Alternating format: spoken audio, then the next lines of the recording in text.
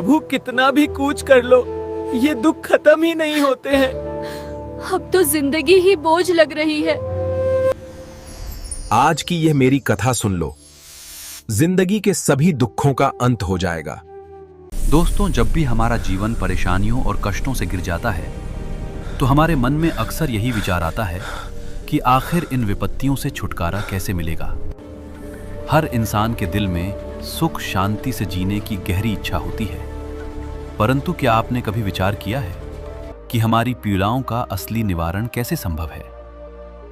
आज मैं आपके सामने एक ऐसा अलौकिक प्रसंग प्रस्तुत करने जा रहा हूं, जिसे श्रवण करने मात्र से आपके भीतर एक नई उम्मीद की किरण जाग उठेगी।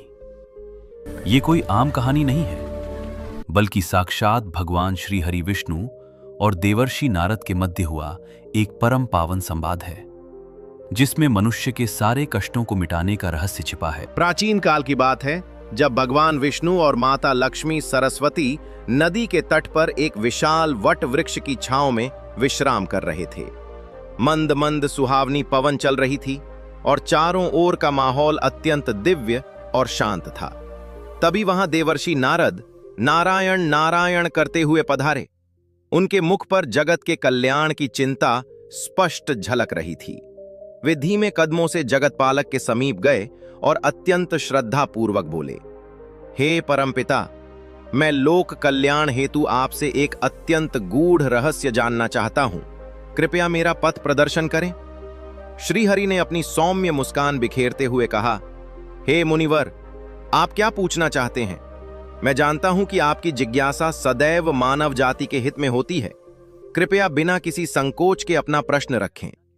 तब नारद जी ने अत्यंत गंभीर स्वर में पूछा, हे नाथ, मेरे चित्त में यह सवाल बार बार उठता है कि एक साधारण मनुष्य अपने जीवन की घोर विपत्तियों और दुखों का नाश कैसे कर सकता है? क्या कोई ऐसा अचूक मार्ग है जिससे उसकी सारी वेदनाएं हमेशा के लिए मिट जाएं? भगवान विष्णु ने अत्यंत करुणा भरी दृष्टि से नारद जी की ओर देखा और बोले, हे देवर्षि, आपका यह प्रश्न वास्तव में अत्यंत कल्याणकारी है। आज मैं आपको एक ऐसा वृत्तांत सुनाने जा रहा हूं जिसमें आपकी इस जिज्ञासा का पूर्ण समाधान निहित है। इस प्रसंग को सुनने से न केवल आपको अपितु समस्त संसार के प्राणियों को उनके कष्टों से मुक्ति का मार्ग मिलेगा। अतः इसे पूरे ध्यान से सुनें और इसके मर्म को अपनी आत्मा में उतार लें। दोस्तों, भगवान विष्णु द्वारा सुनाया गया यह प्रसंग बेहद चमत्कारी और पावन है। इसके श्रवण से मनुष्य के सारे मानसिक और भौतिक क्लेश दूर हो जाते हैं। इस कथा को बीच में अधूरा छोड़ने की भूल कदापि न करें, क्योंकि इसे संपूर्ण सुनने पर ही आपको इसका असली पुण्य प्राप्त होगा। यदि आप सच्चे आस्तिक हैं तो इस कथा का अपमान करने से बचें। श्रीहरि की ये कहानी हमें जीवन में अटूट संकल्प और कठिन परिश्रम का बेजोड़ उदाहरण प्रस्तुत करती है। जब भगवान विष्णु ने देवर्षि नारद को आगे का वृत्तांत सुनाना शुरू किया तो वे बोले, हे नारद, धर्मपुर नामक एक अत्यंत समृद्ध राज्य हुआ करता था। वहां के नरेश राजा समरजीत थे, जो अपने बाहुबल के साथ साथ अपनी अपार दयालुता और न्याय प्रियता के लिए विख्यात थे। एक दिन की बात है, राजा समरजीत सूर्यास्त के समय वन में आखेट शिकार समाप्त करके अपने राजमहल की ओर लौट रहे थे। जंगल का दुर्गम मार्ग था। सूर्य पश्चिम में अस्त हो रहा था और चारों ओर एक अजीब सी खामोशी छाई हुई थी। अचानक राजा की दृष्टि एक बालक पर पड़ी, जो एक धधकती हुई चिता के समीप खड़ा था। उसके नैनों में जहां एक ओर अपार शोक था, वहीं उसके हृदय में एक अजेय दृढ़ निश्चय भी साफ झलक रहा था। राजा आश्चर्यचकित रह गए कि इस भयंकर और सूने जंगल में यह नन्हा बालक एकाकी क्यों खड़ा है। वे तुरंत अपने अश्व से नीचे उतरे और सतर्क कदमों से उस बालक की तरफ बढ़े। जैसे ही नरेश उसके समीप पहुंचे, उन्होंने सुना कि वो बालक अपनी मृत माता की चिता को साक्षी मानकर कह रहा था, हे मां, मैं आज तुम्हारी भस्म के समक्ष ये प्रण लेता हूं कि मैं एक दिन अत्यंत समर्थ और धनवान व्यक्ति बनूंगा और तुम्हारे देखे गए हर अधूरे स्वप्न को साकार करूंगा। ये भावपूर्ण शब्द राजा के मन मस्तिष्क में गहरे उतर गए। उन्होंने स्नेह से उस बालक के कंधे पर हाथ रखा और पूछा, हे पुत्र, तुम कौन हो? इस बीहड़ वन में अकेले क्या कर रहे हो? तुम्हारे परिवार वाले और नाते रिश्तेदार कहाँ हैं? वो बालक क्षण भर के लिए मौन हो गया। उसकी आंखों से अश्रुओं की धारा बह निकली, परंतु उसने अपना साहस बटोरा और राजा से बोला, हे राजन, मैं और मेरी मां इसी भयानक वन में एकांत जीवन व्यतीत करते थे। मेरी मां ने अंतिम सांसें लेते हुए मुझे बताया था कि मेरे दादाजी कनकपुर राज्य के एक बहुत बड़े व्यापारी और अरबपति थे, किंतु मेरी मां एक अत्यंत निर्धन परिवार से ताल्लुक रखती थीं और इसी वजह से मेरे दादा दादी ने उनके इस प्रेम विवाह को कभी स्वीकार नहीं किया। बालक ने एक लंबी आह भरी और आगे कहा, मेरे पिताजी का देहांत भी एक अशुभ घटना के रूप में लिया गया। वे एक दिन वाटिका में टहल रहे थे, तभी एक विषैले सर्प ने उन्हें डस लिया और तत्काल उनके प्राण पखेरु उड़ गए। इस हृदय विदारक घटना के बाद मेरे दादा दादी ने सारा दोष मेरी मां के सिर मढ़ दिया। उन्होंने ताना मारा कि मेरी मां के अपवित्र कदम इस घर में पड़ने से ही ये विनाश हुआ है। इसी झूठे लांछन के साथ उन्होंने मेरी गर्भवती मां को घर से धक्के मारकर निकाल दिया। मजबूर होकर मेरी मां ने इस निर्जन वन में एक छोटी सी कुटिया बनाई और यहीं मेरा जन्म हुआ। उन्होंने घोर कष्ट सहकर मेरा पालन पोषण किया। मृत्युशैया पर उन्होंने मुझसे कहा था कि मैं इस दरिद्रता की बेड़ियों को तोड़कर एक योग्य इंसान बनूं। यह वृत्तांत सुनाते सुनाते बालक फूट फूट कर रोने लगा और बोला, महाराज, मैंने अपनी मां को वचन दिया था कि मैं एक कामयाब इंसान बनकर दिखाऊंगा, परंतु उनके जीते जी मैं अपना वो संकल्प पूरा न कर सका। अब उनकी जलती हुई चिता के सम्मुख खड़ा होकर मैं उनकी पुण्यात्मा से प्रतिज्ञा कर रहा हूं कि मैं उनके हर सपने को हकीकत में बदल कर रहूंगा। दोस्तों, उस मासूम बालक की ये दर्द भरी दास्तान सुनकर राजा समरजीत का हृदय द्रवित हो उठा। उन्होंने उस बालक के कठोर संघर्ष और अदम्य साहस को गहराई से महसूस किया। भगवान विष्णु आगे बताते हैं, जब राजा समरजीत ने उस बालक की व्यथा सुनी तो उनके भीतर वात्सल्य और करुणा का सागर उमड़ पड़ा। उन्होंने बालक की ओर स्नेहपूर्ण दृष्टि से निहारते हुए कहा, हे वत्स, तुम्हारी जीवन कथा अत्यंत मर्मस्पर्शी है। इतनी विषम परिस्थितियों में भी तुमने अपनी माता के सपनों को पूर्ण करने का जो अटल संकल्प लिया है वो सचमुच वंदनीय है। परंतु इस निर्जन वन में रहकर तुम कैसे एक महान व्यक्ति बन पाओगे? यहां तुम्हारे पास न तो विद्या अर्जन का कोई साधन है और न ही आगे बढ़ने का अवसर। राजा पल भर के लिए रुके और फिर एक उत्साहवर्धक मुस्कान के साथ बोले, तुम हमारे साथ हमारे राजमहल चलो। हम तुम्हारी शिक्षा दीक्षा का पूरा प्रबंध करेंगे और तुम्हें वो हर सुविधा प्रदान करेंगे जिससे तुम अपने जीवन के सर्वोच्च शिखर पर पहुंच सको। ये मेरा तुम्हें अटल वचन है कि तुम्हारी मां का सपना अब मैं स्वयं साकार करवाऊंगा। राजा के इन स्नेह भरे वचनों को सुनकर बालक की आंखें कृतज्ञता के आंसुओं से छलक उठीं। लेकिन इस बार ये अश्रु पीड़ा के नहीं अपितु आशा और हर्ष के थे। उसने अत्यंत शालीनता से कहा, हे राजन, यदि आप मुझे ये सुअवसर प्रदान कर रहे हैं तो मैं सहर्ष आपके साथ चलने को तैयार हूं। ये मेरे लिए किसी ईश्वरीय वरदान से कम नहीं है। इसके पश्चात वो बालक महाराज के साथ राजभवन की ओर प्रस्थान कर गया। राजप्रासाद के विशाल सिंहद्वार पर पहुंचते ही महारानी कलावती ने अचरज भरी दृष्टि से देखा कि नरेश के साथ ये अपरिचित बालक कौन है। उन्होंने तुरंत पूछा, स्वामी, ये कौन है और इसका क्या नाम है? महाराज ने गर्व से उत्तर दिया, महारानी, इसका नाम वज्र है। आज से ये हमारे ही राजमहल में निवास करेगा और यहीं रहकर विद्यार्जन करेगा। इसका भविष्य अत्यंत उज्जवल है और मैं इसमें एक महान पुरुष की छवि देखता हूं। किंतु महारानी के चित्त में संदेह के बादल घिरने लगे। उन्होंने मन ही मन विचार किया, महाराज भी न जाने कहां कहां से किसे भी उठा लाते हैं। ये राजमहल है, कोई अनाथ आश्रम थोड़े ही है। उनकी आंखों में असंतोष और दुविधा साफ झलक रही थी। राजा ने रानी के मौन और मुखाकृति को भांपते हुए कहा, महारानी, आप किस उधेरबुन में हैं? आज से वज्र आपके ही संरक्षण में रहेगा। जिस प्रकार आप अपने राजकुमार और राजकुमारी का लालन पालन करती हैं, उसी प्रकार इसका भी ध्यान रखना होगा। रानी ने एक ठंडी आह भरते हुए कहा, उचित है महाराज, जैसी आपकी आज्ञा। मैं इसका भी वैसे ही ध्यान रखूंगी जैसे अपने बच्चों का रखती हूं। दोस्तों, भगवान श्रीहरि आगे देवर्षि नारद से कहते हैं, जब राजा समरजीत ने वज्र को राजभवन में लाकर आश्रय दिया तो वज्र के भाग्य का उदय होने लगा था। परंतु नियति कभी कभी कड़े इम्तिहान भी लेती है। उस रात्रि जब वज्र अपने कक्ष में सोने जा रहा था तो वो विचार कर रहा था कि मेरा भाग्य कितना प्रबल है कि मैं इस भव्य महल में आ पहुंचा, किंतु क्या ये वैभव मुझे आजीवन प्राप्त रहेगा? वहीं दूसरी तरफ महारानी के मस्तिष्क में एक अलग ही षड्यंत्र चल रहा था। वो सोच रही थी कि ये अनजान बालक क्या सच में इस राजमहल में रहने के लायक है? मुझे इसे यहां से खदेड़ने के लिए कोई न कोई चाल तो चलनी ही पड़ेगी। अगले दिन जब राजसी भोज का समय हुआ तो महारानी ने अपनी कुटिल चाल चलने का निश्चय किया।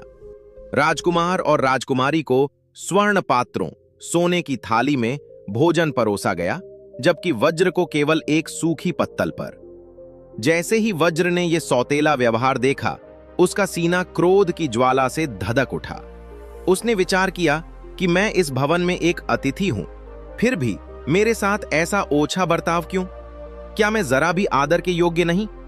वज्र ने क्षुब्ध होकर कहा, महारानी, मैं इस पत्तल पर भोजन ग्रहण नहीं करूंगा।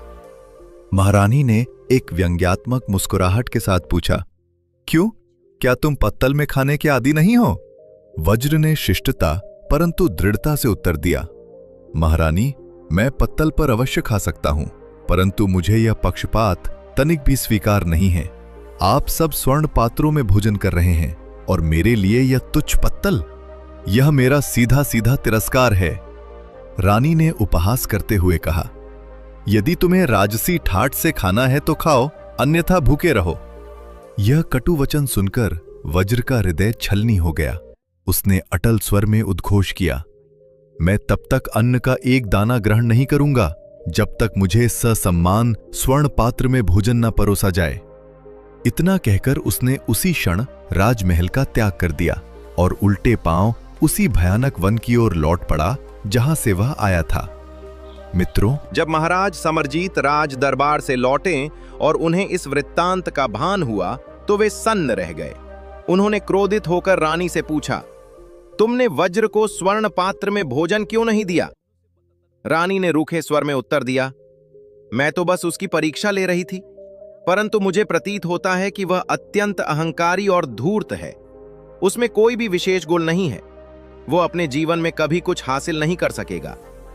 राजा ने एक लंबी सांस छोड़ी और कहा, महारानी, तुमने उसे पत्तल थमाकर जो उसकी निष्ठा परखनी चाही, वह सर्वथा अनुचित था। उसे गहरा आघात लगा होगा। मुझे भय है कि कहीं वो इस अपमान के कारण महल छोड़कर न चला गया हो। इस पर रानी ने जोर से अट्टहास करते हुए कहा, महाराज, इस राजमहल का ऐशो आराम और विलासिता त्याग कर कोई मूर्ख ही जाएगा।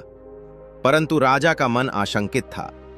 उन्होंने अविलंब वज्र को पूरे महल में तलाशना आरंभ किया, किंतु उसका कहीं कोई अता पता न था।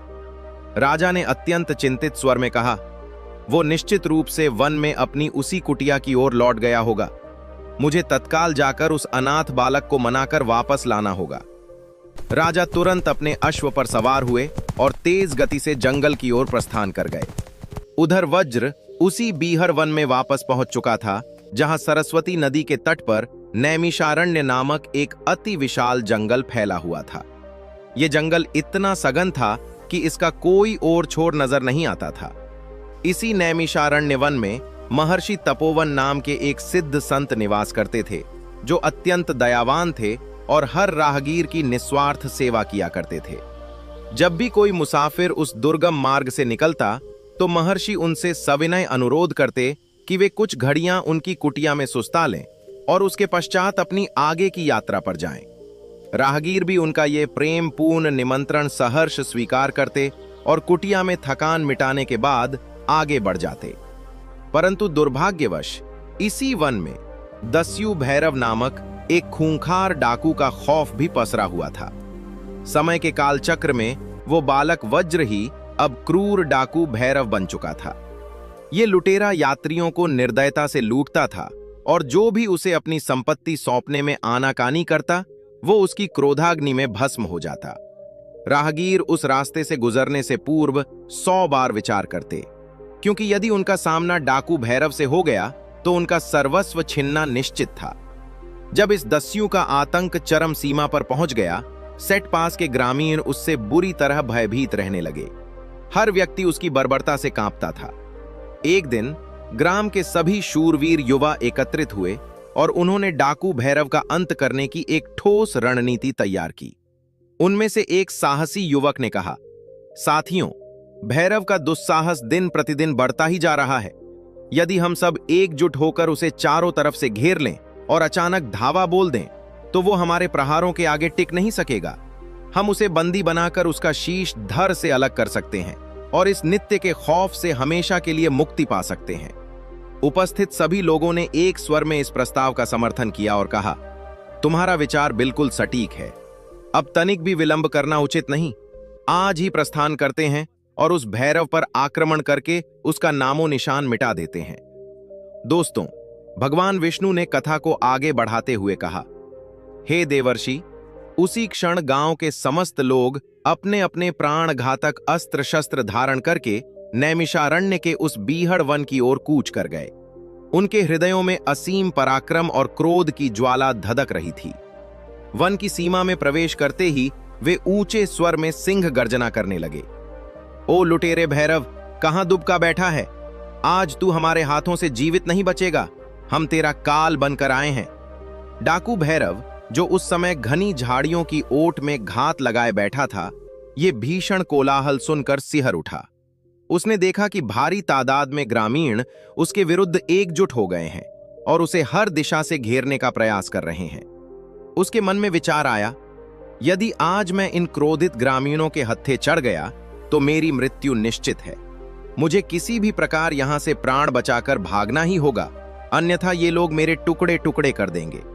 भैरव बिना एक क्षण गवाए वहां से उल्टी दिशा में बेतहाशा दौड़ पड़ा और हांफते भागते हुए उसकी दृष्टि अचानक एक महात्मा की शांत कुटिया पर जा पड़ी। वह अत्यंत तीव्र गति से श्वास ले रहा था, मानो उसके प्राण कंठ में अटक गए हों। उसने मन ही मन विचार किया, मुझे इसी कुटिया में शरण लेनी चाहिए। संभवतः महात्मा मेरी कोई सहायता कर सकें। वह हाफता हुआ कुटिया के द्वार पर पहुंचा। महर्षि तपोवन ने उसे इस दयनीय अवस्था में देखा। महर्षि ने अत्यंत शांत और मधुर स्वर में पूछा, हे वत्स, तुम कौन हो? इस प्रकार क्यों हाफ रहे हो और इस बीहड़ वन में एकाकी क्या कर रहे हो? भैरव ने हाथ जोड़कर कांपते हुए स्वर में कहा, हे मुनिवर, मैं कोई भगोड़ा नहीं हूं। मेरा नाम भैरव है और मैं एक घोर संकट में फंस गया हूं। कुछ लोग मेरे प्राण लेने हेतु इस वन में मुझे खोज रहे हैं। कृपया मेरी रक्षा कीजिए। महर्षि तपोवन ने अत्यंत ध्यानपूर्वक उसकी पीड़ा सुनी और करुणा भरे स्वर में कहा, हे पुत्र, भयभीत न हो। तुम यहां मेरी कुटिया में पूर्णतः सुरक्षित हो। जाओ, भीतर जाकर छिप जाओ। जब भैरव कुटिया के भीतर छिपा बैठा था तो उसका हृदय खौफ और अनिश्चितता से कांप रहा था, परंतु अब उसे महर्षि के वचनों पर ही पूर्ण विश्वास था। कुछ ही पलों में जब गांव के लोग डाकू भैरव को ढूंढते हुए उस कुटिया के समीप पहुंचे तो उनके चेहरों पर प्रचंड क्रोध और आक्रोश स्पष्ट दिखाई दे रहा था। उन्होंने महर्षि से पूछा, हे महात्मा, क्या आपने अभी अभी किसी व्यक्ति को यहां से भागते हुए देखा है? महर्षि तपोवन ने अत्यंत सहज और शांत भाव से उत्तर दिया, आप लोग किस व्यक्ति के विषय में पूछ रहे हैं? ग्रामीण बोले, महाराज, हम उस कुख्यात डाकू भैरव की बात कर रहे हैं, जिसने न जाने कितने ही निर्दोष और असहाय लोगों को लूटकर उन्हें असीम पीड़ा दी है। वो पाप की कमाई से अपने भंडार भरता है और कई बार बेगुनाहों की हत्या भी कर चुका है। आज हम उसका वध करने के उद्देश्य से ही यहां आए हैं। महर्षि ने अत्यंत गंभीर स्वर में कहा, तुम लोग भैरव का वध करने आए हो? परंतु वो तो कुछ समय पूर्व ही सरस्वती नदी की तीव्र धारा में डूबकर मृत्यु को प्राप्त हो चुका है। यह सुनकर ग्रामीण हक्के बक्के रह गए। हे महात्मा, आप ये क्या कह रहे हैं? क्या वास्तव में उस पापी भैरव का अंत हो गया? महर्षि ने दृढ़तापूर्वक कहा, हां भद्रजनों, मेरे वचनों पर विश्वास करो। अब तुम सब शांतिपूर्वक अपने अपने घर लौट जाओ। भैरव अब इस संसार में जीवित नहीं है। कुटिया के भीतर छिपा भैरव, जो झरोखे से ये सब दृश्य देख और सुन रहा था, उसकी आंखों से अश्रुओं की धारा बह निकली। उसे गहराई से यह आभास हुआ कि महर्षि ने आज उसे जीवन दान दिया है। सभी ग्रामीण महर्षि का अत्यंत सम्मान करते थे, अतः उनके वचनों को सत्य मानकर वे वहां से वापस लौट गए। जब सभी लोग जा चुके, तब भैरव कुटिया से बाहर निकला। उसके मुख पर राहत के भाव थे, परंतु उसके मन में एक गहरा प्रश्न उठ रहा था। उसने विनम्रता से पूछा, हे मुनिवर, आपने उन लोगों से मेरे विषय में असत्य क्यों कहा? आपने कहा कि मैं मर चुका हूं, जबकि मैं तो आपके समक्ष जीवित खड़ा हूं। महर्षि तपोवन ने एक हल्की सी मुस्कान के साथ कहा, हे वत्स, मैंने तनिक भी असत्य नहीं कहा। तुम्हारे भीतर जो वह डाकू बसा था, उसकी मृत्यु हो चुकी है। तुम मृत्यु के भय से भागकर मेरी शरण में आए, क्योंकि अब तुम्हारे भीतर उस क्रूर लुटेरे की आत्मा शेष नहीं रही। तुम्हारा यह अंतर्द्वंद्व ही तुम्हें खींचकर मेरे पास ले आया है। भैरव ने महर्षि की आंखों में देखा और उसे धीरे धीरे यह बोध होने लगा कि उनके इन वचनों में कितना गूढ़ रहस्य छिपा है। उसने नतमस्तक होकर कहा, हे महात्मा, आपके वचन 100% सत्य हैं। आज आपने केवल मेरे प्राणों की ही नहीं, अपितु मेरी भटकती हुई आत्मा की भी रक्षा की है। महर्षि ने अपने वात्सल्यपूर्ण स्वर में कहा, हे पुत्र, धन लूटकर और निर्दोषों को रुलाकर तुम्हें आज तक क्या प्राप्त हुआ? क्या तुम कभी निडर होकर एक पल भी जी सके? नहीं, तुम सदैव भय के साए में जिए। हर क्षण तुम्हें यही चिंता खाए जाती थी कि कोई तुम्हारा वध न कर दे। तुमने कभी सुकून की एक सांस तक नहीं ली। भला वो भी कोई जीवन है जहां हर पल मृत्यु का खौफ मंडराता रहे? भैरव ने रुंधे हुए गले से कहा, आप बिल्कुल सत्य कह रहे हैं मुनिवर। हर क्षण मुझे यही भय सताता है कि कोई मुझसे प्रतिशोध लेगा या मुझे मार डालेगा। मैं इस खौफनाक जीवन से मुक्ति पाना चाहता हूं। हे गुरुदेव, मुझे वो मार्ग दिखाइए जिससे मैं निर्भय होकर और सम्मान के साथ अपना जीवन व्यतीत कर सकूं। महर्षि तपोवन ने भैरव की ओर एक पिता के समान स्नेहिल दृष्टि से देखा और कहा, पुत्र, यदि तुम वास्तव में अपने जीवन का कायाकल्प करना चाहते हो, यदि तुमने यह दृढ़ निश्चय कर लिया है कि अब तुम पाप और भय के अंधकार से निकलकर प्रकाश की ओर बढ़ना चाहते हो, तो मेरे पीछे पीछे चले आओ। मैं तुम्हें वह पथ दिखाऊंगा जो तुम्हारे संपूर्ण जीवन को बदल कर रख देगा। मित्रों, भगवान श्रीहरि ने देवर्षि नारद से आगे कहा, हे देवर्षि। तत्पश्चात महर्षि तपोवन वहां से एक ऊंचे पर्वत की ओर प्रस्थान कर गए और भैरव चुपचाप उनके पीछे पीछे चलने लगा। पर्वत की तलहटी में पहुंचने पर महर्षि ने कहा, हे भैरव, इन 2 भारी शिलाओं पत्थरों को अपने कंधों पर उठा लो और इस चढ़ाई पर मेरे पीछे पीछे चलो। भैरव ने आज्ञा का पालन करते हुए जैसे ही दोनों शिलाएं उठाईं और चढ़ना आरंभ किया, कुछ ही पलों में वह हाँफने लगा। भैरव ने हाँफते हुए उत्तर दिया, हे गुरुदेव, ये शिलाएं अत्यंत भारी हैं। मैं इन्हें और अधिक समय तक ढोकर नहीं चल सकता। महर्षि मुस्कुराए और बोले, तो एक शिला को यहीं नीचे फेंक दो पुत्र। तुम्हारा भार कम होगा और तुम्हारे कदम तेजी से आगे बढ़ सकेंगे। भैरव ने तुरंत एक शिला नीचे गिरा दी और पुनः चढ़ने लगा, परंतु कुछ ही दूरी तय करने के पश्चात वह पुनः थककर चूर हो गया। उसकी श्वास फिर से उखड़ने लगी। वो रुककर बोला, हे मुनिवर, अब तो यह एक शिला भी मुझे असहनीय लग रही है। मैं अब और ऊपर नहीं चढ़ सकता। तब महर्षि ने अत्यंत गंभीरता से कहा, यदि ये भार भी तुम्हारे कदमों की बेड़ी बन रहा है, तो इसे भी त्याग दो और अब पूर्णतः निश्चिंत होकर मेरे पीछे आओ। भैरव ने दूसरी शिला भी फेंक दी। जैसे ही उसने ऐसा किया, उसे अपने शरीर और मन में एक अद्भुत हल्कापन महसूस हुआ। वो बिना किसी बाधा के अत्यंत सुगमता से महर्षि के साथ पर्वत के शिखर पर पहुंच गया। वहां पहुंचकर जब उसने चारों ओर दृष्टि दौड़ाई, तो उसे ऐसा प्रतीत हुआ मानो जीवन में पहली बार उसने खुली और स्वतंत्र हवा में श्वास ली हो। भैरव ने अत्यंत जिज्ञासापूर्वक पूछा, हे गुरुदेव, आप मुझे यहां इस शिखर पर क्यों लाए हैं? महर्षि ने उसकी आंखों में गहराई से देखते हुए कहा, पुत्र, जो शिलाएं तुमने अपने कंधों पर उठा रखी थीं, वे कोई साधारण पत्थर नहीं थे। वे तुम्हारे उन जघन्य पापों का प्रतीक थे जिन्होंने तुम्हारी आत्मा को जकड़ रखा था। तुम्हारी लूटपाट, हत्याएं और अत्याचार। जैसे ही तुमने उन शिलाओं का त्याग किया, तुम्हारी आत्मा का बोझ भी समाप्त हो गया।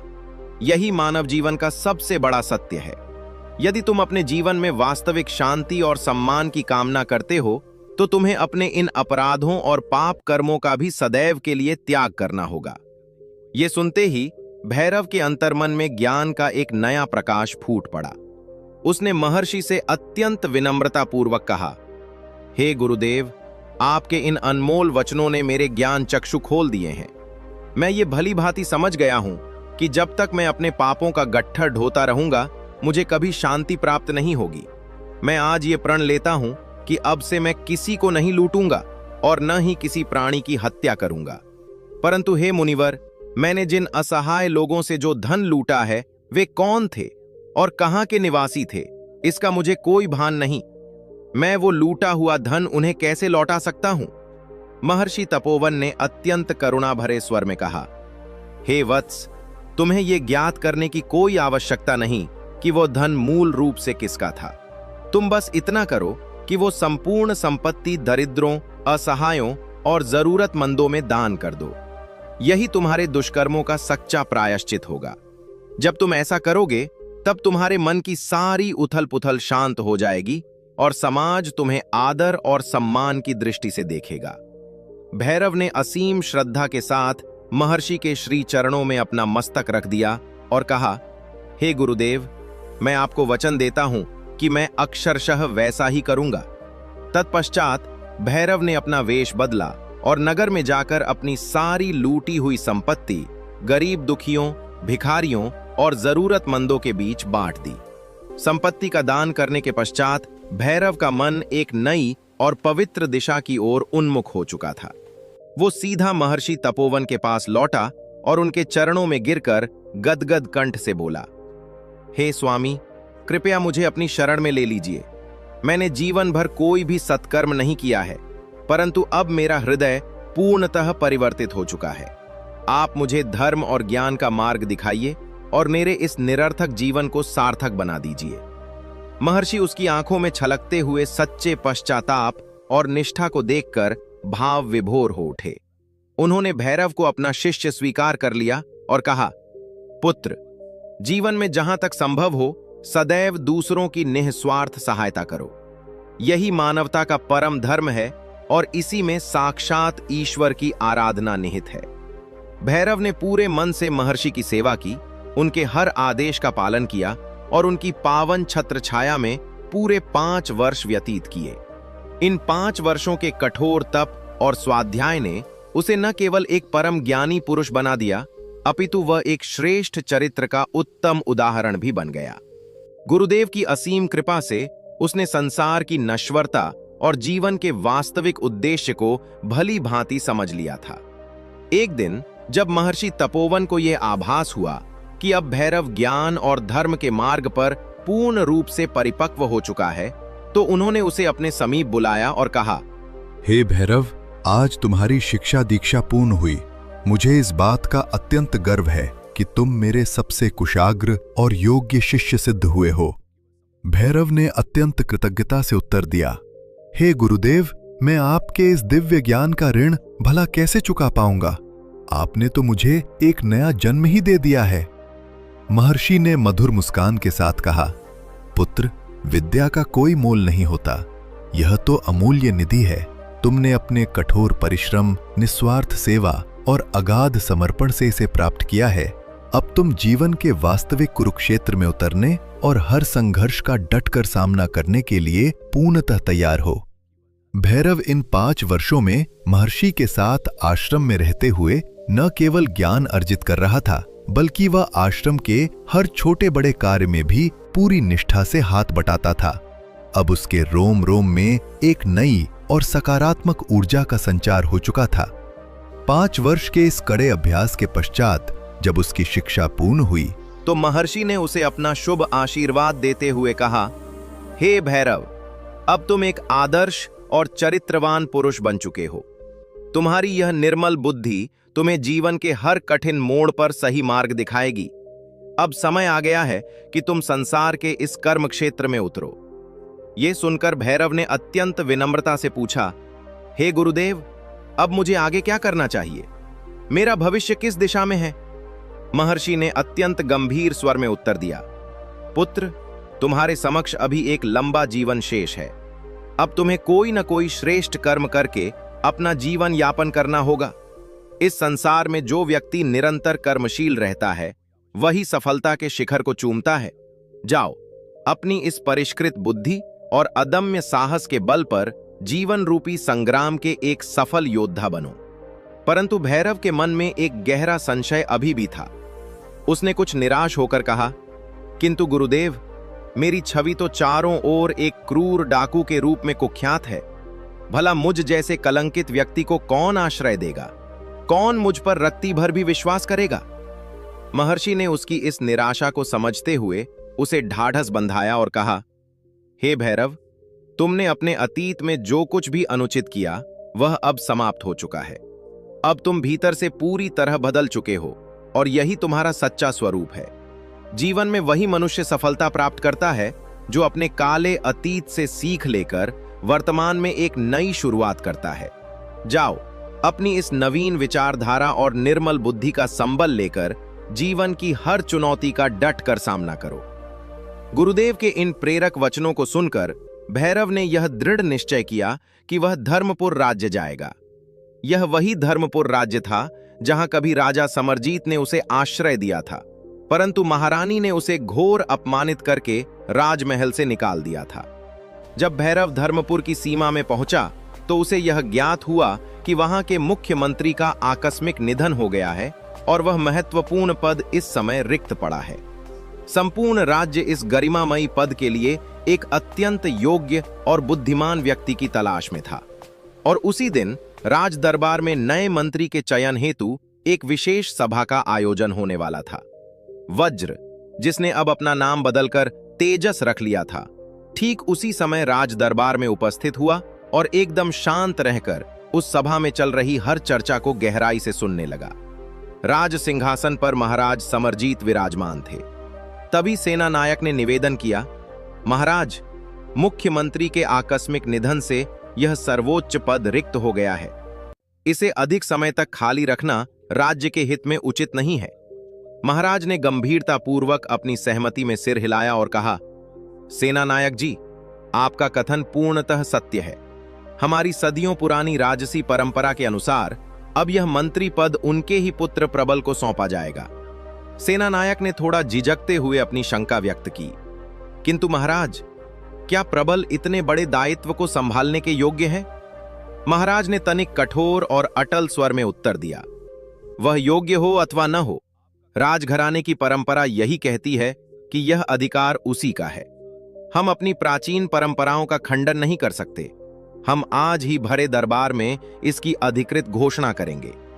यह सुनते ही वज्र, जो वहां तेजस के वेश में खड़ा था, उसने अपना साहस बटोरा और आगे बढ़कर निर्भीकता से बोला, क्षमा करें महाराज, परंतु समय के साथ रूढ़िवादी परंपराओं का त्याग करना ही सच्ची बुद्धिमत्ता है। यदि कोई महत्वपूर्ण पद किसी सुयोग्य व्यक्ति को सौंपा जाए तो उसमें संपूर्ण राज्य का असीम कल्याण छिपा होता है। तेजस के इन निडर वचनों से पूरे दरबार में सन्नाटा छा गया। उसने आगे बढ़कर पुनः कहा, महाराज, मेरा नाम तेजस है और मैं इस गरिमामयी मंत्री पद के लिए स्वयं को एक योग्य उम्मीदवार के रूप में प्रस्तुत करना चाहता हूं। वज्र ने जानबूझकर अपना असली नाम और पहचान गुप्त रखी ताकि महाराज समरजीत उसे पहचान न सकें, क्योंकि अब कई वर्ष बीत चुके थे और महाराज के चेहरे पर भी बुढ़ापा झलकने लगा था। फिर तेजस ने पूरे आत्मविश्वास के साथ कहा, महाराज, आप मेरी जितनी चाहें उतनी कठिन परीक्षा ले सकते हैं। यदि मैं आपकी कसौटी पर पूर्णतः खरा उतरा तो उत्तम है, अन्यथा आप मुझे जो भी कठोर दंड देना चाहें मैं सहर्ष स्वीकार करूंगा। महाराज समरजीत ने उस युवक की आंखों में झलकते अदम्य तेज और साहस को देखा और बोले, हे युवक, तुम्हारी यह बात तर्क संगत है कि राज्य की भलाई के लिए परंपराएं बदली जा सकती हैं, परंतु हम तुम्हारी इस सलाह पर तभी विचार करेंगे जब तुम हमारी एक अत्यंत जटिल परीक्षा में सफल होगे। हम प्रबल और तुम्हारी दोनों की एक समान परीक्षा लेंगे। जो भी इस कठिन चुनौती में विजयी होगा वही हमारे धर्मपुर राज्य का नया मंत्री बनेगा। यह निर्णय सुनते ही राज दरबारियों में एक अजीब सी हलचल और उत्साह दौड़ गया। सभी लोग अपनी सांसें रोककर उस अद्भुत और चुनौतीपूर्ण परीक्षा की प्रतीक्षा करने लगे। महाराज समरजीत के आदेशानुसार राज दरबार में स्वर्ण जड़ित म्यानों में रखी 2 बहुमूल्य तलवारें मंगवाई गईं। महाराज ने एक तलवार प्रबल को सौंपी और कहा, प्रबल, तुम्हें उत्तर दिशा की ओर प्रस्थान करना है और वहां के पड़ोसी राज्य कलिंग नगर के महाराज भद्र प्रताप को यह भेंट सौंपनी है।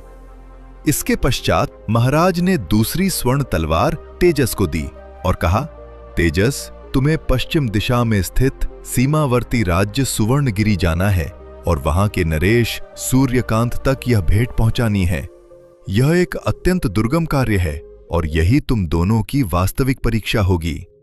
तेजस, जो वास्तव में वज्र था, ने अत्यंत श्रद्धा से उस तलवार को नमन किया और दृढ़ निश्चय के साथ कहा, महाराज, मैं इस उत्तरदायित्व को पूर्ण समर्पण और सत्य निष्ठा के साथ निभाऊंगा। उसकी आंखों में एक अजीब सी चमक और होठों पर एक सौम्य मुस्कान थी, मानो उसने मन ही मन इस परीक्षा को पहले ही पार कर लिया हो। प्रबल और तेजस दोनों ही अपनी अपनी निर्धारित दिशाओं में तलवारें लेकर निकल पड़े, परंतु उनके मार्ग और उनकी सोच में जमीन आसमान का अंतर था। प्रबल जब कलिंग नगर के राज दरबार में पहुंचा तो उसने अत्यंत अहंकार और धृष्टतापूर्ण स्वर में महाराज भद्र प्रताप से कहा, हे राजन, मैं धर्मपुर के महाराज समरजीत का दूत हूं। हमारे महाराज ने आपके लिए यह स्वर्ण तलवार भेंट स्वरूप भेजी है। महाराज भद्र प्रताप ने सम्मान पूर्वक तलवार को म्यान से बाहर निकाला, किंतु जैसे ही उनकी दृष्टि तलवार की नोक पर गई, उनके माथे पर बल पड़ गए। तलवार की नोक पर गहरा लाल रंग लगा हुआ था। उनकी आंखों में अचरज और संदेह उत्पन्न हुआ और उन्होंने तुरंत कड़कते हुए पूछा, यह क्या है? इस तलवार की नोक पर यह लाल रंग क्यों लगा है? इसका क्या तात्पर्य है? प्रबल का हृदय भीतर ही भीतर घबरा गया। उसने तो इस बात पर तनिक भी ध्यान नहीं दिया था कि तलवार की नोक लाल क्यों है, परंतु वो कोई उत्तर न देकर दरबार में स्वयं को मूर्ख साबित भी नहीं करना चाहता था। उसने झूठा दुस्साहस जुटाकर कहा, राजन, इस लाल रंग का सीधा सा अर्थ है कि या तो आप हमारे महाराज की अधीनता स्वीकार कर लें, अन्यथा भीषण युद्ध में आपकी इस धरती पर रक्त की नदियां बहा दी जाएंगी। महाराज भद्र प्रताप का चेहरा क्रोध से तमतमा उठा। वे तलवार को घूरती हुई नजरों से देखते हुए गरजे, सेनापति, ये हमारे स्वाभिमान पर सीधा प्रहार है। महाराज समरजीत ने हमें युद्ध की खुली चुनौती दी है। आप अविलंब हमारी सेना को सज्जित करें, हम शीघ्र ही धर्मपुर पर आक्रमण करेंगे। ये भयंकर परिणाम सुनते ही प्रबल के पसीने छूट गए। वो भयभीत होकर तुरंत दरबार से बाहर भाग खड़ा हुआ। उसके कदम भारी हो रहे थे और मन में घोर खौफ बैठ गया था कि उसने अपनी नासमझी में कितना बड़ा अनर्थ कर दिया। वहीं दूसरी ओर तेजस सुवर्णगिरी राज्य में पहुंचा और वहां के नरेश सूर्यकांत को वो तलवार ससम्मान भेंट की। महाराज ने जब तलवार की नोक पर वो लाल रंग देखा तो उन्होंने भी आश्चर्यचकित होकर वही प्रश्न किया, हे दूत, इस तलवार की नोक पर यह लाल रंग किस बात का सूचक है? इसका क्या अर्थ है? तेजस ने महाराज के इस प्रश्न पर कुछ क्षण गहराई से विचार किया और फिर अत्यंत विनम्रतापूर्वक कहा, महाराज, हमारे नरेश आपके असीम गुणों का अत्यधिक सम्मान करते हैं। ये तलवार उसी आदर का प्रतीक है और इस नोक पर लगे लाल रंग का अर्थ है कि हमारा राज्य आपकी मित्रता के लिए अपने प्राणों का रक्त बहाने को भी तत्पर है। ये हमारे महाराज के हृदय में आपके प्रति रक्त के समान प्रगाढ़ निष्ठा और सच्ची मित्रता का प्रमाण है। महाराज सूर्यकांत की आंखों में हर्ष और असीम संतोष की चमक आ गई। वे मुस्कुराते हुए बोले, ये तो अत्यंत उत्तम विचार है। मैं इस प्रगाढ़ मित्रता को पूरे हृदय से स्वीकार करता हूं और आपकी इस पावन भेंट को सम्मान पूर्वक ग्रहण करता हूं। मैं आपके महाराज के लिए अपनी एक विशेष सैन्य टुकड़ी और कुछ अत्यंत दुर्लभ उपहार भिजवा रहा हूं, ताकि हमारी यह नव स्थापित मित्रता भविष्य में और भी सुदृढ़ हो सके। तेजस ने राहत की एक गहरी सांस ली और अत्यंत प्रसन्नतापूर्वक महाराज सूर्यकांत का आभार व्यक्त किया। उसे भली भांति ये बोध हो गया था कि उसने अपनी कुशाग्र बुद्धि और धैर्य से न केवल उस जटिल स्थिति को संभाला, अपितु एक शक्तिशाली राजा की मित्रता भी अर्जित कर ली। वो उस सैन्य टुकड़ी और बहुमूल्य उपहारों के साथ गर्व से सीना चौड़ा किए धर्मपुर की ओर लौटने के लिए निकल पड़ा। इधर प्रबल की मूर्खतापूर्ण भूल के कारण कलिंग नगर की विशाल सेना ने धर्मपुर की सीमाओं की ओर प्रस्थान कर दिया था। युद्ध के भयानक काले बादल अब धर्मपुर पर मंडराने लगे थे। तेजस और प्रबल जब राजमहल वापस लौटे तो दोनों के हृदयों में बिल्कुल विपरीत भावनाएं उमड़ रही थीं। प्रबल के चेहरे पर खौफ और घबराहट साफ झलक रही थी, जबकि तेजस की आंखों में विजय और आत्मविश्वास की अटूट चमक थी। भगवान श्रीहरि विष्णु ने अपनी कथा को आगे बढ़ाते हुए देवर्षि नारद से कहा, हे नारद, जब प्रबल और तेजस महाराज समरजीत के भव्य दरबार में उपस्थित हुए तो महाराज ने अत्यंत गंभीर दृष्टि से पहले प्रबल की ओर देखा और कड़कते हुए स्वर में पूछा, प्रबल, सत्य सत्य बताओ, कलिंग नगर के महाराज भद्र प्रताप ने तलवार की नोक पर लगे उस लाल रंग का क्या अर्थ समझा? तुमने अपने मुख से उन्हें क्या संदेश दिया? प्रबल का सारा अहंकार अब तक चूर चूर हो चुका था। उसने कांपते हुए स्वर में अपनी सारी मूर्खता और कलिंग नगर के दरबार में घटी घटना विस्तार से कह सुनाई। जैसे ही महाराज समरजीत ने ये सुना कि कलिंग नगर के राजा ने इसे युद्ध की खुली चुनौती मान लिया है, उनका चेहरा क्रोध से लाल हो गया। उन्होंने उफनते हुए गुस्से में कहा, मूर्ख प्रबल, तुमने ये क्या अनर्थ कर दिया? तुम्हारी नासमझी के कारण कलिंग नगर की विशाल सेना अब हमारे राज्य पर आक्रमण करने वाली है, और इतने कम समय में तो हम अपनी सेना को युद्ध के लिए सज्जित भी नहीं कर सकते। महाराज के ये शब्द पूरे भी नहीं हुए थे कि तभी एक गुप्तचर बदहवास सा दौड़ता हुआ दरबार में प्रविष्ट हुआ और हांफते हुए बोला, त्राहिमाम महाराज, कलिंग नगर की एक अत्यंत विशाल सेना आंधी की तरह धर्मपुर की ओर बढ़ रही है। वे कुछ ही प्रहर में हम पर भीषण धावा बोल देंगे। ये भयावह समाचार सुनते ही महाराज समरजीत और वहां उपस्थित सभी दरबारियों के चेहरों पर खौफ और चिंता की गहरी लहर दौड़ गई। महाराज ने हताश होकर अपना सिर पकड़ लिया और बोले, हे ईश्वर, अब इस महाविनाश से हमारे धर्मपुर की रक्षा कौन करेगा? तभी तेजस, जिसके मुख पर असीम शांति और आत्मविश्वास का तेज था, निर्भीकता से आगे बढ़ा और अत्यंत दृढ़ स्वर में बोला, महाराज, तनिक भी विचलित न हो। मैंने इस संकट की पूर्व कल्पना कर ली थी और इसके लिए पुख्ता प्रबंध भी कर लिए हैं। मैंने सुवर्णगिरी के महाराज सूर्यकांत से सेना की एक विशाल टुकड़ी सहायता स्वरूप प्राप्त कर ली है, जो इस समय हमारे राजमहल के बाहर पूर्णतः तैयार खड़ी है। यद्यपि समय कम है, किंतु हम इस विपत्ति को सुगमता से टाल सकते हैं। आप अविलंब सेनापति जी को आदेश दें कि वे हमारी सेना के साथ कलिंग नगर की सेना का सामने से डटकर सामना करें। उसी बीच मैं सुवर्णगिरी की सेना को लेकर कलिंग नगर की सेना पर पीछे से अचूक प्रहार करूंगा। इस अचानक हुए दोहरे हमले से शत्रु सेना पूरी तरह घबरा जाएगी और विजयश्री हमारे ही चरण चूमेगी। महाराज समरजीत ने राहत की एक गहरी सांस ली और तेजस की कुशाग्र बुद्धि से अत्यंत प्रभावित होकर तुरंत सेनापति को युद्ध का आदेश दे दिया। हे नारद, जैसा तेजस ने विचार किया था, युद्ध भूमि में ठीक वैसा ही हुआ। धर्मपुर की शूरवीर सेना और तेजस की अद्भुत चक्रव्यूह रणनीति के समक्ष कलिंग नगर की सेना टिक न सकी और उन्हें घुटने टेकने पड़े। इस ऐतिहासिक विजय के पश्चात महाराज समरजीत ने तेजस और प्रबल दोनों को राजदरबार में तलब किया।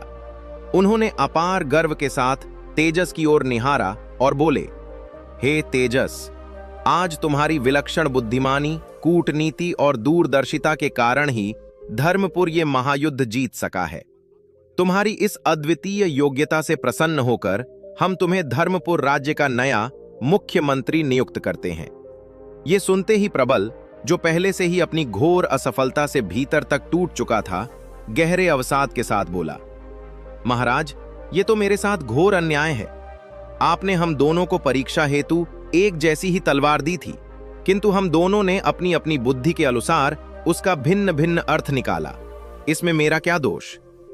महाराज ने अपनी तीक्ष्ण और गहरी नजरों से प्रबल को घूरते हुए कहा, प्रबल, तेजस ने अपने विवेक और समझदारी का परिचय देकर एक शक्तिशाली राज्य को हमारा मित्र बना लिया, जबकि तुमने अपने खोखले अहंकार और मूर्खता से कलिंग नगर जैसे राज्य को हमारा रक्त पिपासु शत्रु बना दिया। अब तुम स्वयं ही अपने हृदय पर हाथ रखकर बताओ, क्या तुम्हारे जैसा अविवेकी व्यक्ति इस राज्य का मंत्री बनने योग्य है?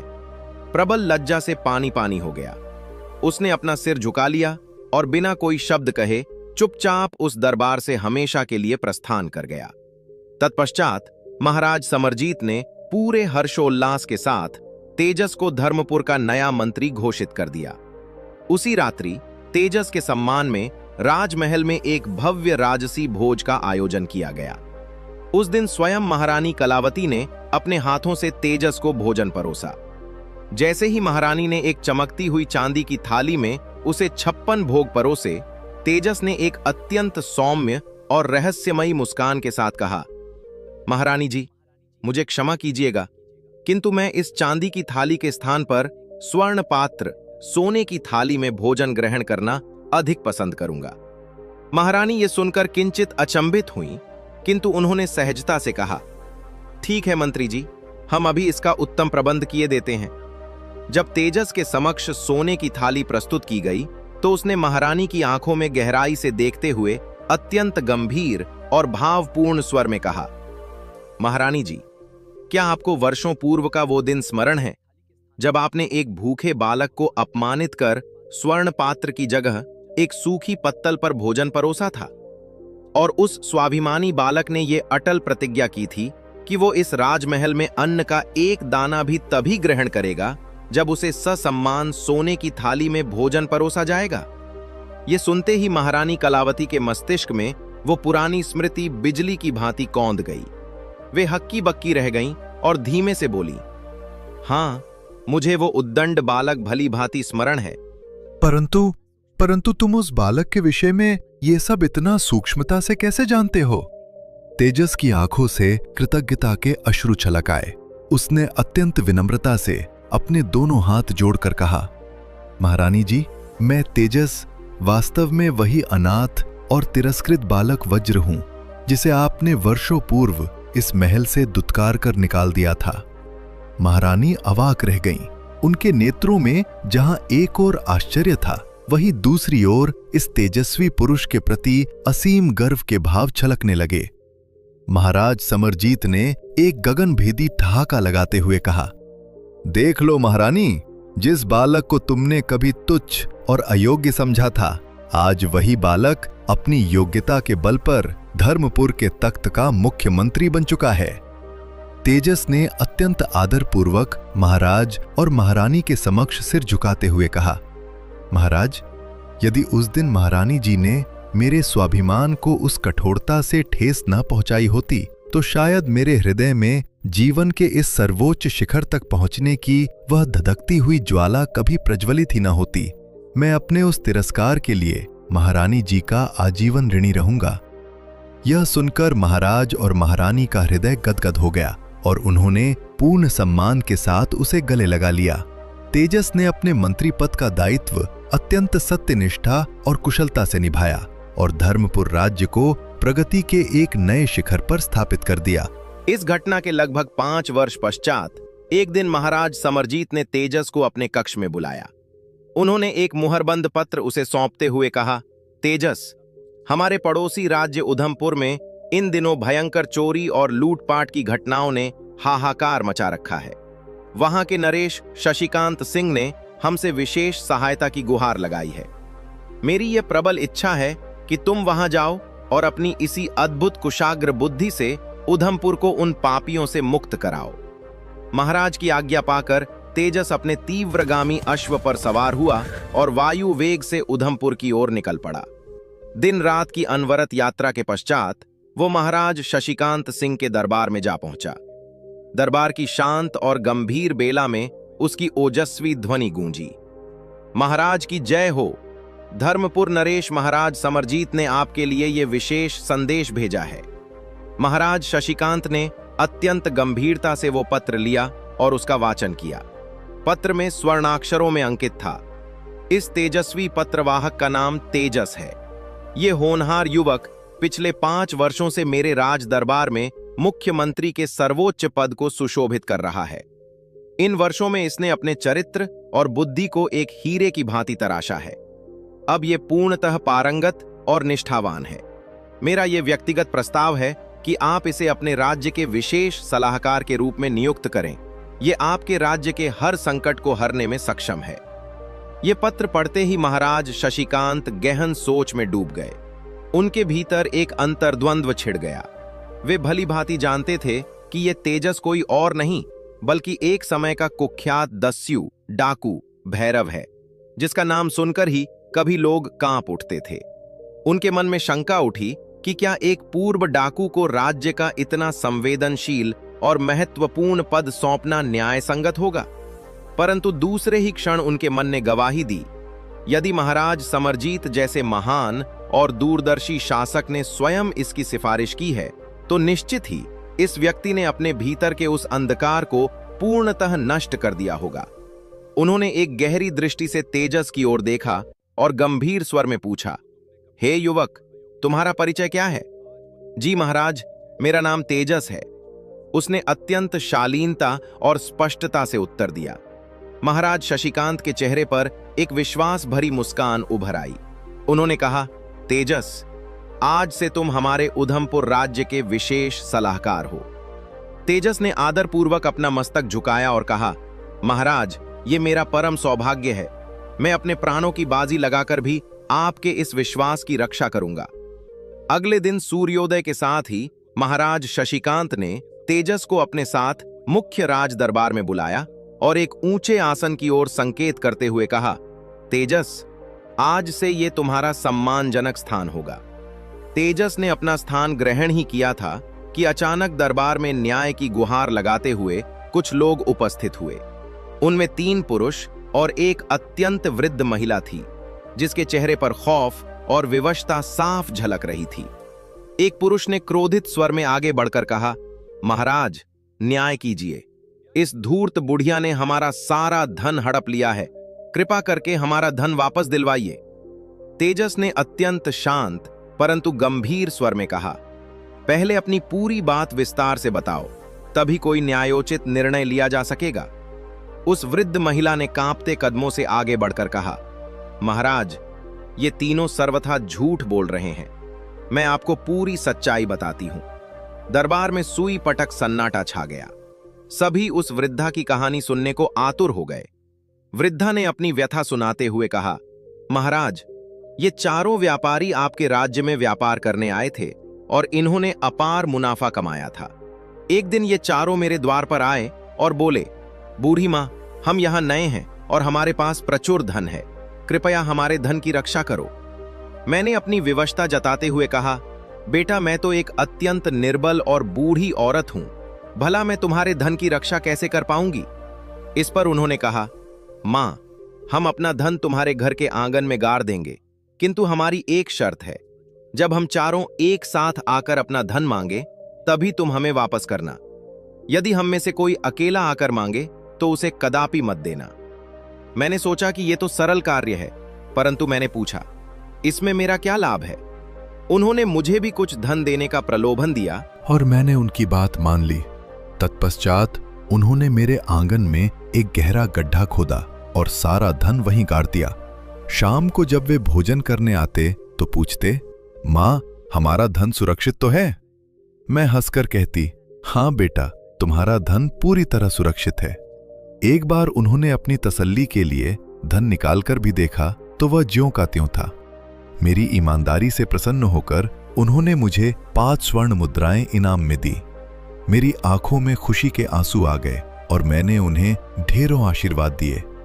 वृद्धा की आवाज अचानक भारी हो गई, मानो कोई गहरा घाव हरा हो गया हो। उसने रुंधे गले से कहा, परंतु महाराज, उन चारों में से एक व्यापारी के मन में लालच का विष खुल गया। उसने सोचा कि यदि वह मुझे धोखा देकर सारा धन लेकर भाग जाए तो उसका जीवन ऐशो आराम से कटेगा। एक दिन जब ये चारों मेरे घर के बाहर एक पेड़ की छांव में चौपड़ खेल रहे थे तो उस कपटी ने एक चाल चली। उसने अपने साथियों से बहाना बनाया और मेरे पास आकर बोला, बूढ़ी माँ, मुझे और मेरे साथियों को तुरंत सारा धन चाहिए, उन्होंने ही मुझे भेजा है। मैंने आश्चर्य से पूछा, अचानक इतनी बड़ी रकम की क्या आवश्यकता आ पड़ी? उसने बड़ी चतुराई से कहा, यदि यकीन न हो तो बाहर जाकर मेरे साथियों से ही पूछ लो। मैं बाहर गई और चौपड़ खेल रहे उन तीनों से जोर से पूछा, क्या तुमने सच में इसे भेजा है? मैं दे दूं? उन तीनों ने बिना सोचे समझे, ये सोचकर कि मैं भोजन के विषय में पूछ रही हूं, कह दिया, हां बूढ़ी मां, जल्दी कर दो। अब मेरे मन में कोई संदेह न रहा। मैंने भीतर आकर उस व्यक्ति से कहा, जाओ बेटा, अपना धन निकाल लो। वो कपटी मन ही मन अपनी सफलता पर मुस्कुरा रहा था। उसने तेजी से गड्ढा खोदा और धन से भरे 2 भारी थैले बाहर निकाल लिए। तभी उसने मुझसे कहा, मां, जरा 1 लोटा जल पिला दो, बहुत प्यास लगी है। मैं भोली बुढ़िया उसके छल को क्या समझती। जैसे ही मैं जल लेने भीतर गई, उस धोखेबाज ने धन के दोनों थैले उठाए और पिछवाड़े में छिपाए अपने घोड़े पर सवार होकर पलक झपकते ही रफू चक्कर हो गया। उधर बाहर बैठे उसके साथी प्रतीक्षा कर रहे थे कि उनका मित्र अभी तक लौटा क्यों नहीं। वे भीतर आए और बोले, मां, क्या भोजन तैयार है? हमने तो बहुत पहले अपने मित्र को भोजन के लिए भेजा था। मैं हक्की बक्की रह गई और बोली, कैसा भोजन? वो तो सारा धन लेकर तुम्हारे पास ही गया है। ये सुनते ही तीनों के पैरों तले जमीन खिसक गई। एक ने झल्लाकर कहा, पर तुमने उसे अकेले सारा धन क्यों सौंप दिया? मैंने उत्तर दिया, मैं दरवाजे पर पूछने आई तो थी और तुमने ही तो कहा था कि जल्दी करो। तब वे क्रोधित होकर बोले, हमने तो भोजन जल्दी बनाने को कहा था। महाराज, अब आप ही न्याय करें, इस पूरे घटनाक्रम में मेरा क्या दोष है? ये सुनकर तीनों व्यापारी और अधिक उग्र हो गए और चिल्लाने लगे, ये बुढ़िया सरासर झूठ बोल रही है, इसे अवश्य पता है कि हमारा मित्र धन लेकर कहां छिपा है। महाराज, हम पर कृपा करें और इसे आदेश दें कि हमारा धन वापस करे। राजा शशिकांत इस विचित्र और पेचीदा मामले को सुनकर गहरी सोच में पड़ गए। उनके मन में विचार आया कि इस जटिल विवाद का निपटारा कैसे किया जाए। क्यों न ये दायित्व तेजस को सौंपा जाए? इससे उसके विवेक और न्याय क्षमता की पहली परीक्षा भी हो जाएगी। ये सोचकर महाराज ने तेजस की ओर देखा और कहा, तेजस, क्या तुम इन लोगों के इस उलझे हुए विवाद का न्यायपूर्ण निपटारा कर सकते हो? तेजस ने पूर्ण आत्मविश्वास के साथ उत्तर दिया, अवश्य महाराज, यदि आपकी आज्ञा हो। तेजस ने अपनी भेदक दृष्टि वृद्धा पर डाली और पूछा, मां, जब ये चारों व्यापारी तुम्हारे पास धन रखने आए थे, तब उन्होंने तुमसे क्या कहा था? वृद्धा ने कांपते हुए कहा, हुजूर, इन्होंने स्पष्ट कहा था कि यह धन आंगन में गाड़ रहे हैं और जब हम चारों एक साथ आए तभी देना, किसी एक के मांगने पर कदापि मत देना। तेजस ने अब अपनी तीक्ष्ण दृष्टि उन तीनों व्यापारियों पर गड़ा दी और कड़कते हुए स्वर में पूछा, क्यों भाइयों, बूढ़ी मां जो कह रही है, क्या वो पूर्णतः सत्य है? तीनों ने सिर झुकाकर कहा, जी श्रीमान, बूढ़ी मां ने जो कहा वो सत्य है, परंतु हमारी शिकायत ये है कि इसने हम तीनों से पूछे बिना ही हमारे चौथे साथी को सारा धन सौंप दिया। तेजस ने शांत परंतु अत्यंत कठोर लहजे में कहा, तुम लोगों ने स्वयं ही ये शर्त रखी थी कि चारों के एक साथ आने पर ही धन देना, अन्यथा नहीं। क्या यह सत्य है? व्यापारियों ने हामी भरी, हां, यही सच है। तेजस के होठों पर एक अचूक विजयी मुस्कान तैर गई। उसने कहा, तो फिर तुम लोग इस बूढ़ी मां की शिकायत लेकर दरबार में क्यों आए हो? जाओ, अपने उस चौथे साथी को खोज कर लाओ। जब तुम चारों एक साथ आकर इस बूढ़ी मां से अपना धन मांगोगे और यदि तब ये तुम्हारा धन न लौटाए, तब इसे दोषी ठहराना। तुम्हारी ही शर्त के अनुसार अभी तुम तीनों को अकेले धन मांगने का कोई अधिकार ही नहीं है। ये अद्भुत और अकाट्य न्याय सुनकर तीनों व्यापारियों के होश उड़ गए। उन्हें भली भांति समझ आ गया कि तेजस ने बड़ी ही चतुराई से उन्हें उन्हीं के बुने हुए शब्दों के जाल में फंसा दिया है। वे अपनी हार मानकर सिर झुकाए वहां से खिसकने लगे। तभी तेजस की मेघ के समान गरजती हुई आवाज पूरे दरबार में गूंजी, रुको! तीनों के कदम वहीं ठिठक गए, उनकी सांसें हलक में अटक गईं। तेजस ने अपने आसन से उठकर अत्यंत रौद्र रूप में कहा, मुझे तुम तीनों की नीयत पर गहरा संदेह है। भला कौन अपनी मेहनत की गाढ़ी कमाई यूं ही किसी अजनबी बुढ़िया के घर गाड़ कर रखता है? सच सच बताओ, ये धन तुमने कहां से लूटा है? यदि आज महाराज के समक्ष तुमने सत्य नहीं उगला तो याद रखना, मैं तुम्हारी खाल में भूसा भरवा दूंगा। तेजस की इस भीषण गर्जना और धमकी से उन तीनों व्यापारियों के प्राण सूख गए।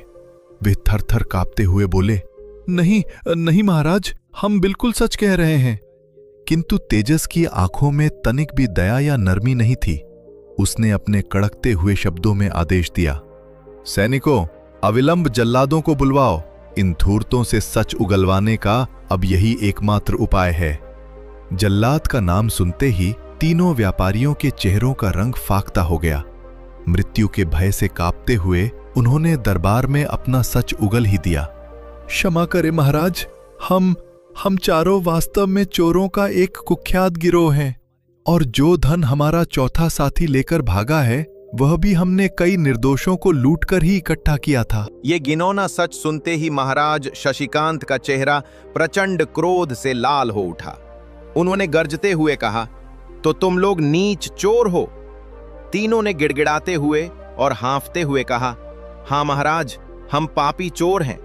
मित्रों, इस अद्भुत दृष्टांत के पश्चात भगवान श्री हरि विष्णु देवर्षि नारद को इस कथा का मर्म समझाते हुए कहते हैं, हे नारद, इसके पश्चात उस राजा ने अपने सैनिकों को कड़ा आदेश दिया कि इन तीनों लुटेरों को जंजीरों में जकड़कर अंधकूप जेल में डाल दिया जाए और उस बेकसूर वृद्ध महिला को पूरे राजकीय सम्मान और भेंट के साथ राजमहल से विदा किया जाए।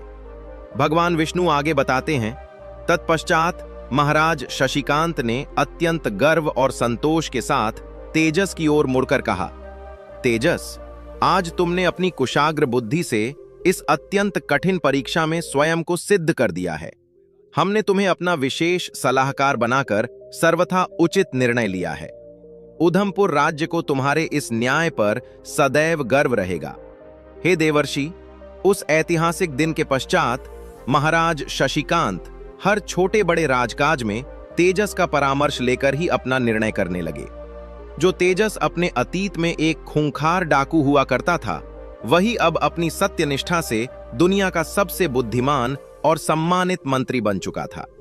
इस दृष्टांत को पूर्ण करते हुए भगवान श्रीहरि ने नारद जी से कहा, हे देवर्षि, ये कथा हमें ये परम ज्ञान देती है कि सच्चाई और बुद्धिमानी के साथ किए गए निर्णय अंततः समाज में न्याय और शांति का प्रकाश फैलाते हैं।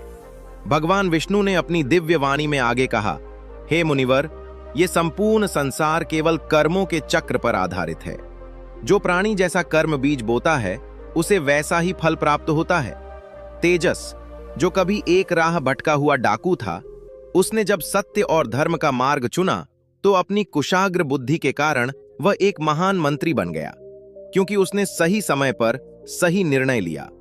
ये कथा मानव जाति को यह संदेश देती है कि कोई भी व्यक्ति चाहे कितनी ही बुरी और अंधकारमयी परिस्थिति में क्यों न हो, यदि वह सच्चाई और न्याय के मार्ग पर चलने का दृढ़ संकल्प ले ले तो वह अपना संपूर्ण जीवन बदल सकता है। श्रीहरि ने अत्यंत करुणा भरे स्वर में कहा, हे नारद, इस नश्वर संसार में सुख और दुख दोनों ही क्षणिक हैं। यदि कोई मनुष्य अडिग होकर सच्चाई और धर्म के मार्ग पर चलता है तो धीरे धीरे उसके सारे कष्ट मिट जाते हैं।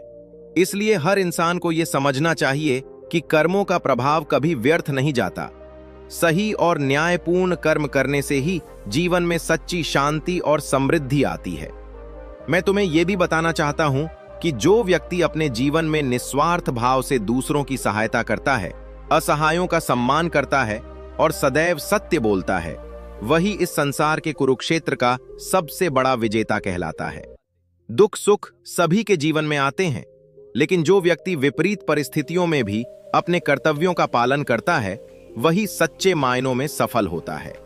इस प्रकार भगवान विष्णु ने देवर्षि नारद को यह अमूल्य ज्ञान दिया कि सच्चाई, न्याय और सत्कर्म के मार्ग पर चलते हुए कैसे जीवन के हर दुख का अंत किया जा सकता है। मित्रों, भगवान विष्णु द्वारा नारद जी को सुनाई गई ये अद्भुत और ज्ञानवर्धक कहानी आपको कैसी लगी? यदि इस प्रसंग ने आपके हृदय को छुआ हो तो कमेंट बॉक्स में पूरी श्रद्धा के साथ जय श्रीमन नारायण या जय श्री हरि अवश्य लिखिए। इस वीडियो को लाइक करें और हमारे चैनल को सब्सक्राइब करके बेल आइकन को ऑल पर सेट कर लें, ताकि आपको हमारे द्वारा लाई जाने वाली हर प्राचीन कथा, पौराणिक रहस्य और प्रेरणादायक कहानी सबसे पहले मिल सके। अंत तक हमारे साथ जुड़े रहने के लिए आप सभी भक्तजनों का हृदय से बहुत बहुत धन्यवाद। जय श्री हरि।